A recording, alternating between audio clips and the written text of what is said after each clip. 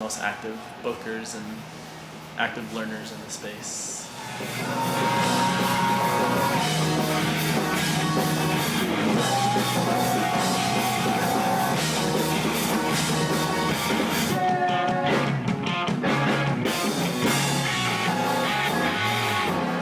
For me, as far as like doing this, the type of shows that we do here, it kind of started with going to Europe. I mean, that was really specific for me, seeing how they were doing shows, seeing what a squat was, and like, you know, how politicized they were over there, and like being a stupid American and going over there and learning like how they do things. I think we brought a lot of that back with us.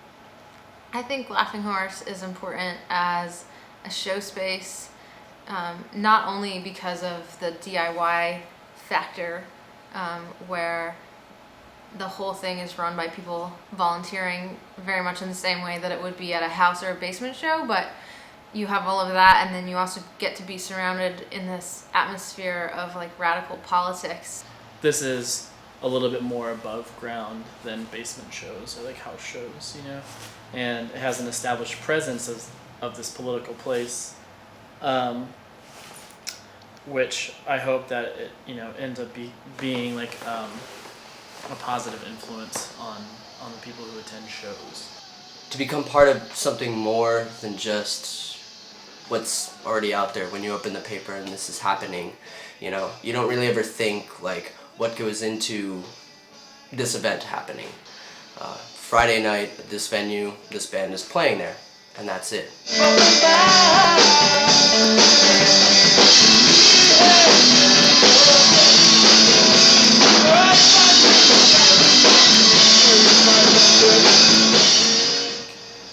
Like the truly like radical thing about punk is like making a new way, or like building the new way after you break down the old way. You have people that are seeking something beyond the sort of like these like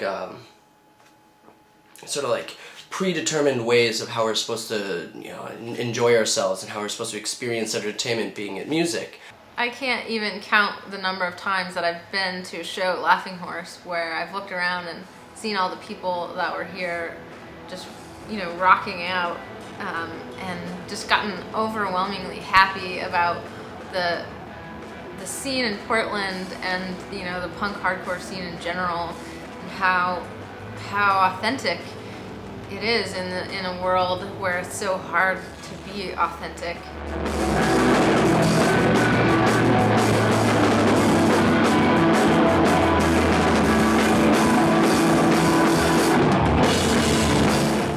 Just trying to provide a space for bands to come through and play, and for people that might not have the opportunity to see them otherwise to be able to. We don't want people to think that it's free, you know, to abuse the concept of, because it's basically for people who really can't afford it. I mean, that's the whole thing. If you're homeless or you're having a hard time, we, you know, don't want you to be turned away. It's supposed to be for everyone, but it's important because a lot of the other things we've been trying have been failing. I mean, the shows have been really important as far as keeping this bookstore alive.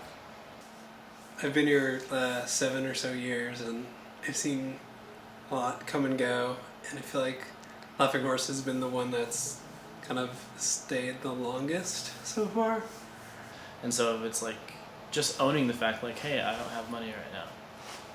Cool. What's your name? Like what you know, what are your interests? You know, like why do you come here? You know, like that's more important than like having kids like feeling shy or like scared to talk to us because they don't have money. And it's like, it's not about the money. It can't exist without the money, but it's not about the money. If you don't really have much money at the door, but you can go and actually reach that band directly and tell that band you actually really like them. I mean, I think it's really cool when, you know, between a show, you know, like I'm standing at the door and I'm watching some of the biggest fans just communicating, not just at the end of a show in some green room or something, the entire time with the other bands. And I think that makes it very real for people.